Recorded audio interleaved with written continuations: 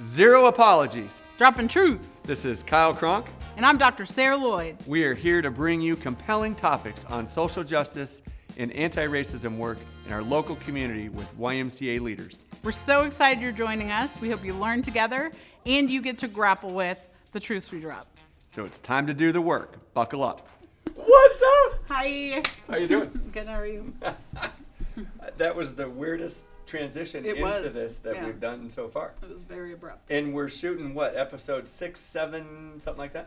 I think it's 6 for the books, but it's like episode 20. We've done it for a while. Mm-hmm. Have you been all right? I've been great. How are you? Good. I like your shirt. Thank you. A friend of mine gave me this shirt. Really? Which I really like as well. That's amazing. So today we're back to Zero Apologies. Droppin Truths. And a lot has happened since the last episode, right? Yeah. We've dropped 3 now. People are getting in, looking at anti-racist work. People are hopefully not looking away. Hopefully they're doing the work. And today we're going to talk about systemic white supremacy. We are. Is that what you think we're talking about? Absolutely. You always pick the topic, Well, right? Well, yeah. And we talked earlier about naming that like, if it comes across as like the Kyle show interviewing Sarah, that's not our vibe, but it is intentional that you pick topics. Yep. And it is intentional that you kind of lead off. And all of those things have been the result of centering what I'd like to do and my preferences and all of that. So I think it's just important to name that. So people aren't like, oh, Kyle, you know? Yeah, why is this this is not the Kyle show? Mm-mm. And it's actually the Sarah show. It is the talent is clear. And today we wanted to use white supremacy as the main topic because of some of the learning that we've done since the last couple of episodes, and talk really about the work that the Y is doing in the community and how we're really looking at and kind of the synonym of white supremacy for racism, right? And the interchange between the power dynamic that is white supremacy and the monumental effort that it would take to dismantle that and stop it. I mean, that's what we're talking about, is being anti-racist. So when we think about the power dynamics that are in play in the white supremacist system, and you had talked about several different times that the system is not broke. It's actually doing exactly what it is intended to do. So talk a little bit more about that, and then let's get into how do people really get in, because my realization over the last 3 or 4 weeks has been just the centering of that power in the capitalist system, and how the system is built to continue to reinforce itself. Right. That individual efforts to break it down are not going to be successful, and we got to figure out how we're coming together to this party, all saying the same thing, which is we got to stop this. Right, absolutely. Yeah, so I think a few things, because that was a lot, but number one, I think racism definitely is often used as a watering down of what we're actually talking about, which is white supremacy, right? And so I think it's fascinating to think about. Like when you brought that up this week, I think my first thought was, yes, you do that so that people don't have the visceral reaction of white supremacy. And I've been told many times, because I'll just call it what it is, right? I call a thing a thing. That's the best part about it. We're dropping truths. Absolutely. And I will be like, that's white supremacy in action. And people are like, whoa, whoa. But really, even racism, people still have that visceral reaction. Right. And so I love that you're like, first of all, aren't those the same? And I'm like, absolutely. I think the other thing is to think about when you're talking about this system, like I always say, the system is flawless, actually, because it's working exactly as it was designed. Right. It was designed by people who were white males. And they were like, let's figure out a way to build a system where we can stay in power. And not only that, so when you think about that, you're like, that's messed up. But they also built the system under the assumption that they would never lose power ever. Brutal. And when you think about that, it's like, oh, because it wasn't just like, hey, friends, let's, in our lifetime, figure out how to maintain this. It really was about, let's set it up in a way so that no one can ever overturn it ever. Because it wasn't even an option that occurred to them that someday the reign of terror would end. And when you think about that, it hits, right? It hits heavy. I mean, and that word monumental, and when we've talked about this before, about looking at that as the system that is built, with intentionality to keep power centered with white males, then how do you, as a white male, one, you might be blind to that. You probably don't notice it at all until someone helps you point it out, or however you find it out. And I think that was part of this, why this topic was important, or why we wanted to pick it somewhat early in our conversation, was so if you're a white, so I think more white people need to come into this. Yeah. White males in particular. How do we bring more white males, particularly people that are in power, Yeah. presidents, CEOs, owners of companies, however you show up with your power and privilege, and use that privilege to help. And now, once people know that this is a system, it is inherently built to oppress people, then how do you connect? So what I want to try to figure out is, how do we connect more white people to that cause, to say, this has to stop. This isn't the best way to go about it, and it could be so much better if we rebuilt the system. Because we're not talking about little tweaks to a current white supremacist, racist system that we're trying to improve a little bit, like with little tweaks around the edges. Right. Right? You're talking about burning it down. Yeah. And people freak out when, especially if black women say, burn it down. Oh, for sure. I think people have just turned it off right now. They're like, oh, turn God, off the podcast, right? Turn off the podcast. Because that's the reality. Right. Even in change management, if you look at change management principles, there is a certain tipping point in which, if you come in as a brand new leader into an organization that has already been established for longer than 15 years, then the only way to radically change the culture with all of these different factors in place, like if there's a certain number of existing leaders, if there's a certain number of policies that are freestanding, what does the board composition look like? But there's this tipping point where the only way to actually radically change the culture is to burn shit down. Right. Is to say, everyone get out, reapply for your jobs, and like, if you make it, you make it. Right. And I've seen that firsthand. Like, I've been in organizations that I'm like, okay, here's the change. And people will be like, yeah, I love that. But the reality is... Behind closed doors. That's good. I like that idea. Right, absolutely. Or in your face, and then be like, I'm not doing that shit. Right? But like, the reality is, if we have to change tiny little things, we will wait generations before anything actually happens. And it's lost, right? It's like that person in an organization who's amazing and has partnerships, and then they leave, and everyone's like, what happened to Rhonda? Right. And it's like, Rhonda's gone, yo. I don't care about your organization. I care about Rhonda, right? And so it's thinking about, like, if we really want to actually bring about change, then we have to think about every single layer of our system was built from a foundation of white is better. And so how could you ever have anything inside of that ecosystem that's like, no, it's rooted in everything. I mean, we're talking certainly politics, certainly the capital economic system. We're talking about the education system. We're talking about the health system. We're talking about the workforce. We're talking about how groceries are stacked in stores. Banking. Okay, so now all these systems are. So then the one big system is like the entirety of the United States as a system. World.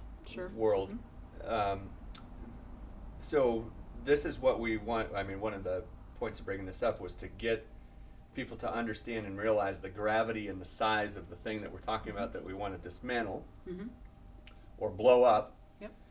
And then talk about, well, what are the steps that people take? So people organize, right? People start learning about other people's cultures and histories, right? As told by them, not the lies that we've been told about.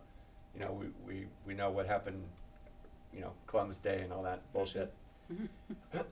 And so talk about that a little bit, about especially what's coming out with seeing the reaction, I don't want to give this a lot of credit because I'm so frustrated with our leadership.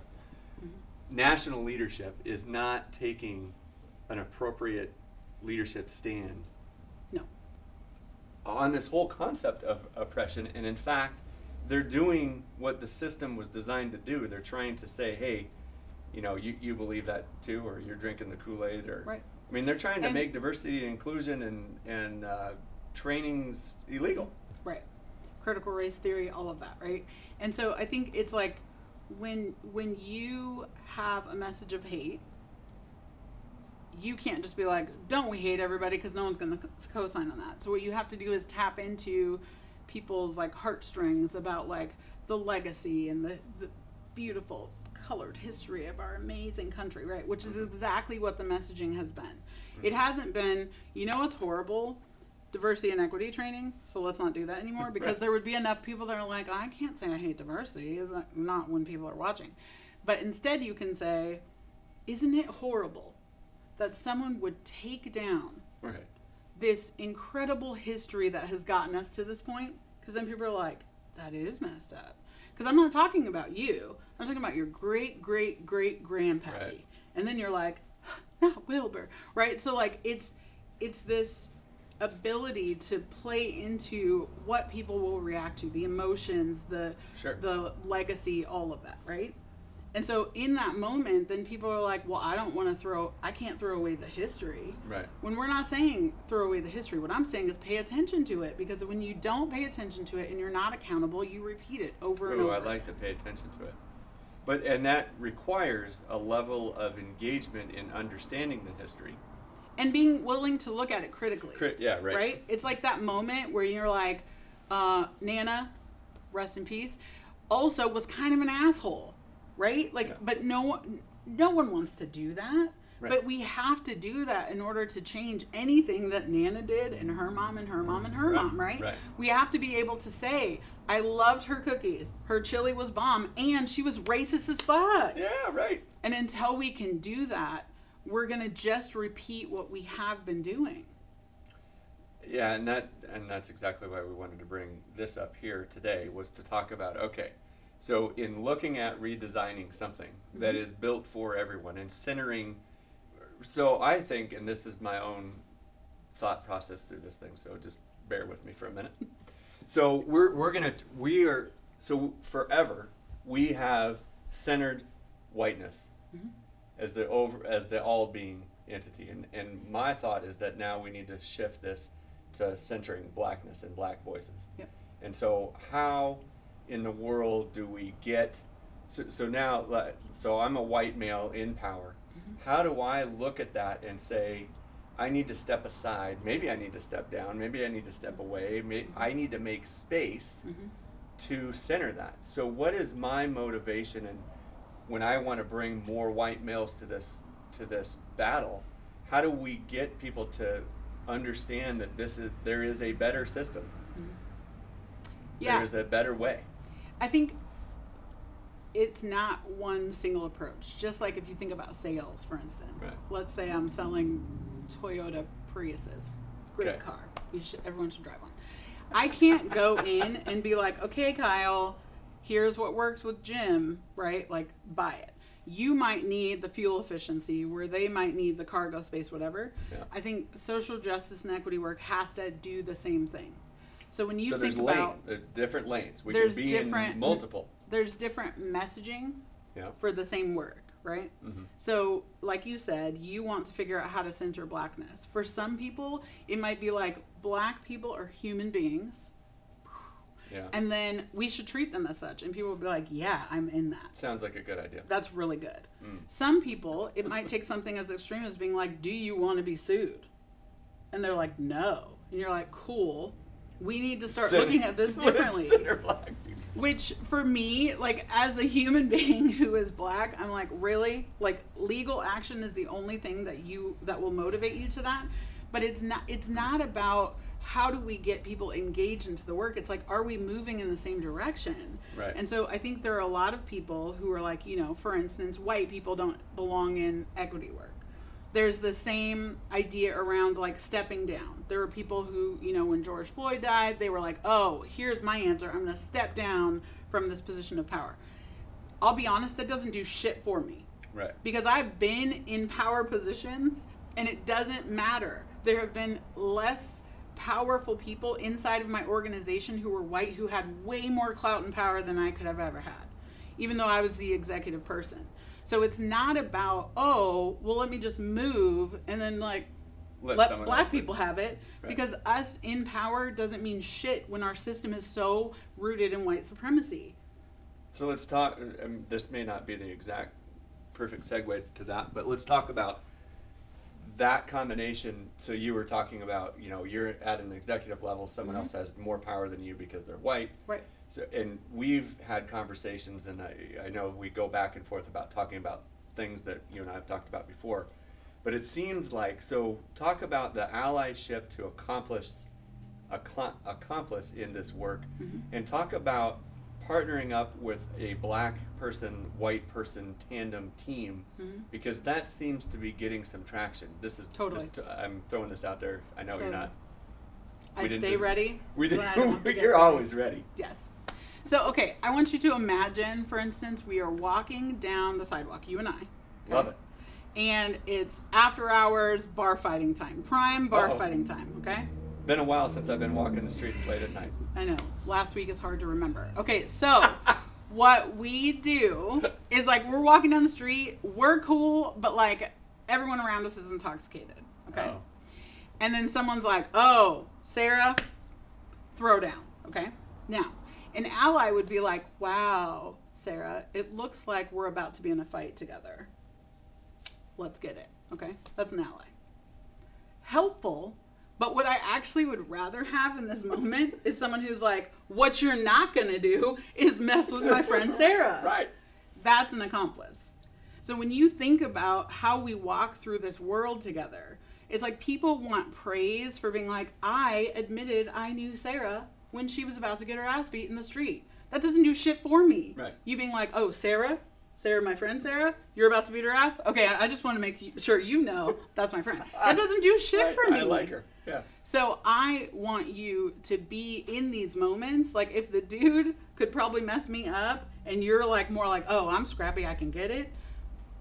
Fight for me then. Right. Right? And if I'm like, no, Kyle, I got 39 years of pent-up rage and I'm ready, then get out of the way. Right. But like that kind of attuneness to being like, I know what this person would want in this situation, and understanding that you're not like, oh, okay, well, my friend Jonathan last week asked me to do X, Y, and Z.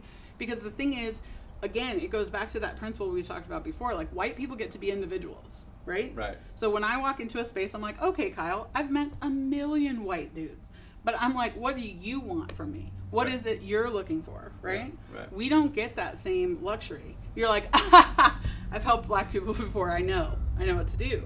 And so what does it look like to say, when I respond to situations, like if she gets injured, I take that personally. Right, yeah. And so I'm going to walk through this with consideration to like what she's looking for. I'm not going to save her. It's not Captain Save-A-Ho. It's like, look and see, like, how do you show up in space that honors what I'm asking for? Right. No, so now let's keep going with, so the analogy was fantastic. And now let's talk about that in equity work. Mm-hmm. Like how, so you and I have obviously partnered up as board member, staff member. We're moving our organization forward. We're looking into our community. Mm-hmm. So we're trying to model ways, I mean, this podcast is one of the ways where we're modeling how do we partner up and be in community with each other to then attack this system and change this system for the better. Right. I mean, just... Absolutely. So I think part of it is like, if you're actually partnering with people in the work, then they have a voice that's equal to yours. So I think sometimes what can happen is like organizations will hire a chief diversity officer, let's say. And then they're either like, okay, so here's your agenda. Here you go. This is what we want you to do. Or they're like, well, now that you're here, you got it. You're done. Go for it. Go forth and conquer. And what they probably did is wash their hands of it and say, Absolutely. we're done. Right. We are done. Yeah, I'm we're going to go totally back and done. do the same thing that I was doing yesterday. Exactly. And now And people... now that I've got a chief diversity officer, we're covered. And when people ask me questions, I can be like, Yeah. You know. hire, like, look at the executive black person we have on staff, right? Right. Instead of saying, like, I don't know what we are going to do because it's our problem, right? Right. Like, white privilege and white supremacy is not a black generated problem in which we should solve. Right. Y'all need to fix that shit. Well, And because you're blind, like, To it. you need We you need need help. some Yeah. guidance and partnership in that. that So actually, let's sit with that for just a second because that was brilliant. So, I know, right? right. So, the whole white supremacist thing created by white people Yeah. for white people. Mhm. White people need to fix it. So that's Absolutely. that's all the sort of rationale or invitation that anyone needs. Mhm. Like, we ought to fix that, especially once you know it's a problem. So one, Sure. you can be blind to it as a white person operating in this space. Mhm. You might be blind to your privilege. It's time to get unblind, start the learning, Mhm. do what you need to do, partner up with somebody that's already done some of this work Yeah. to figure out how you get into that space. Pardon me. And then we need to partner up with black people Mhm. to make sure that as we start to recognize some of it, we get even more attuned to the work and the subtleness of how pervasive the system is to then start making some radical changes. We Right. talked about, the words radical, defund, dismantle, Mhm. blow up. Mhm. I mean, all of that stuff. And when you talk about lanes and, some people need to hear different things. Mhm. A friend of ours that we're going to meet with here soon was talking about the analogy of from architecture. Mhm. When we talk about designing, going Right. back to the design phase, Right. and we're talking about principles of design, like what would a new system look like Mhm. that's going to replace the white supremacist racist construct that we're in today? Right. And I can't wait. I don't know that we'll do it in this show necessarily, but I mean, that's the visioning that I want to be a part of. I Mhm. want to figure out how do we come up with the new system to start talking about it so that people can see a better vision of the future. Sure. I mean, I that's mean, what it's- gets me excited. Right, because you're not talking about inclusion or even belonging. You're talking about affirming, and affirming is a whole different level. Like, I was talking to someone this week about how they had read research that probably is super outdated, but like the average child needs at least 12 positive interactions a day in order to like know that they are valuable in the spaces they're in. Okay. 12 a day. Okay. So if you think about like even you as a person, like how many times are you affirmed? And it's not like, oh, you're a pretty panda. Like it may not be that specific, but Right. it is like, I trust you to do the work. You got this. All of those things Right. that tell you in the spaces you're in, like there's no question about whether you should be in the spaces you're in. Okay. Yeah, I totally got it. Okay. And then if I were to tell you, like if I were to think of my number and then you were to think of your number, Right. there would be a vast difference Big between difference. those. Yes. And so if children hold on a do minute. that- That makes me sad though. Sure. I mean, that's part of the reason this connection to humanity and trying to figure out how can somebody with your brilliance, your intelligence, your devotion and commitment to people Mhm. be treated that way. Because I'm a threat. It's bullshit. Yeah. But that's the connection to humanity that we want people to get. How Mhm. can that be a threat? Yeah. I'm totally with you. I just wanted to pause there. Thank you for the pause. You're welcome. But keep going on the topic. So if you think about what would happen if every time you were affirmed, someone also said, like, Sarah, the affirm counter went off and it's time to affirm you too. Mm-hmm. Or what if, instead of worrying about whether you are affirmed or not, Mhm. we focused on affirming black people? Yeah. What would happen from that is, first of all, if you look at black community members in general, most affirm at the roots. So, for instance, like it's the idea of reciprocal prosperity, right? If you feed into something, you may not directly be like, oh, you look nice today. And then you're like, you look nice too. It may not be like that, but it Right. might be like, you look nice today. And then I'm like, oh my gosh, Peter, you're so funny. And then Peter's like, Miguel, you know what? You're valuable. And then Miguel is like, you know what, Kyle, you're my favorite person. So it might be that indirect. Right. But if we spend time pouring into people who may not necessarily ever pour back out, then that is where all of our resources going. So our resources going into affirming white men, Right. and then next white women, and then next, and then next. And often you don't have enough resources for Right. everybody. You're out. Right? Versus if we flipped that upside down and said, we are going to affirm blackness, Mm-hmm. everything would change. If we address anti-blackness, everything else will change. Right. Yeah. And so when you talk about spaces that affirm black people, if you built communities that affirmed black people, there would be so many side effects of that that would shift and change every other systematic and systemic problem that we have. And so it's about like, how do you build spaces that affirm black people? Yeah. How do I in my life affirm black people? How do I create space in my process that affirms black people? Because otherwise we're going to keep doing incremental change, right? Like Right. we're working on diversity still Well, as a you're society. still just talking about tweaking the current white supremacist system. Absolutely. Versus saying like, it doesn't work anymore. It's not working. So we're going to depart from that and start affirming blackness, because if we affirm blackness, we know that reciprocal prosperity is real. Ooh, reciprocal prosperity. Mm-hmm. Love it. Yeah. Yeah, and I love that whole concept about design, going back to that, and then the work becomes, okay, now we need to start figuring out what does it look like to start affirming Mm-hmm. blackness Mm-hmm. and being less, anti-black. I don't even know what the word for that is. Mm-hmm. So we're back to that.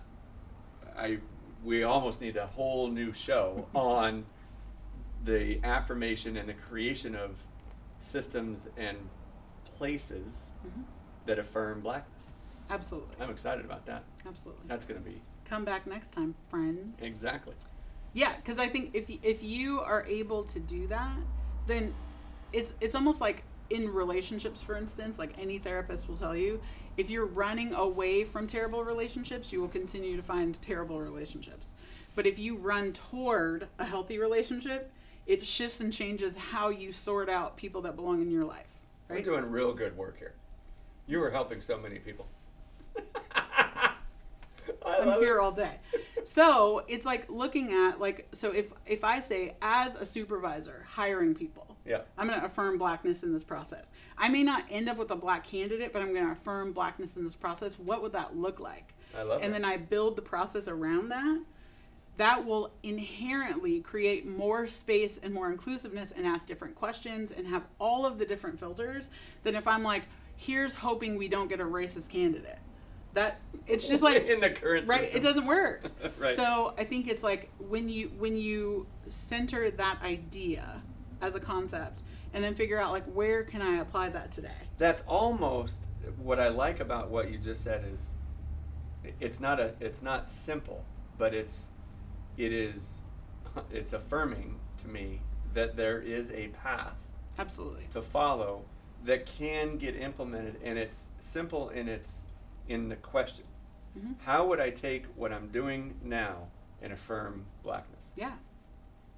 And it can be like, as I buy these supplies, Right. for instance, I always have Ooh, yeah. snazzy shirts, right? Right. But, like, and I how come I refuse. have snazzy shirts? I don't know. Because I You got have a good great connect. friend. You got a good connect. But like I consistently, if I have to buy something, I will buy it from black-owned businesses. Yes. Right? So that small thing is shifting what is a priority, Yeah, right? absolutely. And same with this podcast. We're highlighting black-owned businesses Mm-hmm. intentionally to make sure that this community understands that there's black-owned businesses. They ought to shop there. They're great. Yeah, absolutely. And so that's a small thing, right? Like you can figure out And everybody can black-owned do that. businesses Yeah. to vote with your dollars with, Yep. right? Perfect. So I I love think it. it's that. It's asking yourself, am I affirming blackness? And if not, how could I affirm blackness in this task I'm about to do? And I know you possibly don't have an answer to this, but one of the things that I challenge accepted. yeah, one of the things that I think about is in affirming blackness, in the way that I'm approaching this within the YMCA structure. So we're doing this at the board level. We're doing this, internally with our own staff. Mm-hmm. I think the coolest thing is that we can take something from this podcast and apply it right now. Yeah. Which is this, in anything that you do as a Y employee, how could you do that thing and affirm blackness? Yeah. So I think that's a real easy, tangible step that somebody can take. Mm-hmm. And I like that. Yep. And then, so I just wanted to comment on that. Yeah, and I think it builds on all of the action steps that people have done thus far, right? And it is like another step on this like endless journey we have of saying like you need to do it in community, right? So you might be like, how do I affirm blackness as I sharpen this pencil? And you're like, I have no clue. Well, you shouldn't be doing this work alone. Right. Right? So then you can say, well, Kyle, I was just sharpening a pencil. I asked myself the question. I don't know what. So then that's going to stir important and intentional conversation, right? Or you might be talking to someone who's like, why would you even want to do that? Great. Now we can have that conversation. Right. So it's like, how do you do so the all of dialogue, these the things? conversations are changing. Exactly. Because it's not like, do you know black people? Who is your black friend? Count them. It's not that anymore. It's like, okay, in this moment, am I affirming blackness? I also don't want to oversimplify the fact that this work, all of it, is, again, back to the first part that we talked about, monumental in its relentlessness to remain the status quo. The Absolutely. system is going to continue to protect itself. It's almost like a living organism. Totally. It's going to fight to keep, white people centered.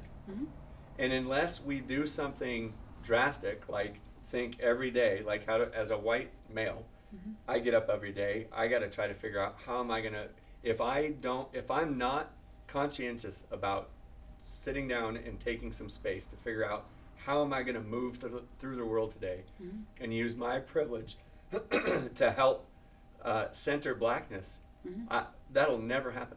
Right. It's a constant thought. It's kind of like when you are going to quit smoking. At first, the first day, I've never been a smoker, but I've been in the presence of people quitting. It's all you think about. It's all you talk about. It's all you're like, Super and it's all you think about. Right. And you got to be like, don't That's smoke all right I'm now. thinking about right Don't now. smoke right now. Smoking? Get it. Don't smoke right now. Wait another second. Don't smoke right now. So yes, initially it's going to be that. It's going to be like, how do I affirm? Dang it, I forgot. I forgot to think about it. And another over reason time, to be in community. Absolutely. Right? Because you can be it's accountable. like working out too. Totally. Right? We just talked Accountability about buddies. this. Right? Yeah. And you go back to the Y. I mean, a lot of people join the Y in January. Oh, absolutely. And when the it's green packed. beer flows in March, baby, we are done. You can I feel have like any it's- piece of equipment you want. Wow. Right? Sure. But if you've got a buddy, Yeah. That's You're expecting you there at 6:30 a.m. or whatever. Woo. Yep. It's a early wrap. bird. So I think it is that, like, pushing through that muscle memory, pushing through, like, for working out, it's the third day for me that I'm like, ooh. Yeah, because you're sore. Right. So it's pushing through all of that to say, I will think about it as often as I can, if not constantly, and work on that and continue to work on it. And understanding that it's not this one point in time thing, it's not a silver bullet. This No. is step 7 of 159,000. Yeah, right. So I think, continuing to do that, figure out how you affirm blackness and hold each other accountable to doing it while you read up, do the research, do the work, so that you can do it in intelligent ways and you can answer the question. You can't answer the question if you're not reading and challenging and learning every day. Right. And I like the tangible step of being able to affirm and think every day, kind of every minute, I'm going to go through life and I'm going to think about how I'm going to affirm. Absolutely. Do we want to shout out? Speaking of affirming, Yeah, let's affirm some black-owned businesses. Dee's Barbershop. So Woo! Lacey, yes. And so dope. They're amazing. And every interaction with them is positive and affirming also. So affirm that black business. I love Dee's that. Barbershop. And we will get that on the Zero Apologies Droppin Truths website, Yeah. Facebook page. Facebook Actually, it's not page. really a website. I guess it kind of is. So we got that. What and the work. So one tangible thing that people can do is think to themselves, maybe a little mindfulness practice, a little bit of saying, hey, how in as I move through the world can I center blackness? So even asking that question. Yep. We also know about the learning from last time is that you got to do the research. You got to do the work. Yep. And we had talked about it's not your job to educate me Yep. in all things racially just. Which is why I don't. Thank you. Mm-hmm. But I love being in community with you. Thanks. Good job. I want to shout out to Cabin Light Studios. Oh, I love Cabin Light. Right, they're so hey, good. we didn't even talk about where we are right now. We're at Cabin Light Studios. Yeah. They changed this in like a heartbeat. They did. So they are always making space to have these conversations, and then they Ooh. literally today made space for us. Yeah. Complete with So- logo, right? They're awesome. So good. So Cabin Light is Brown owned, Brown operated, so dope. I love them. They turn out quality work, and they're a joy to work with. So. Yeah, it's funny. Mm-hmm. All right. Well, tune in next time. For another awesome episode. And to be anti-racist. Yeah, absolutely. There's no better way to be. Nope. Time to do the work. Peace. This was Zero Apologies. Dropping truths. White folks, share this with your friends and make sure you're doing the work. And black folks, welcome home.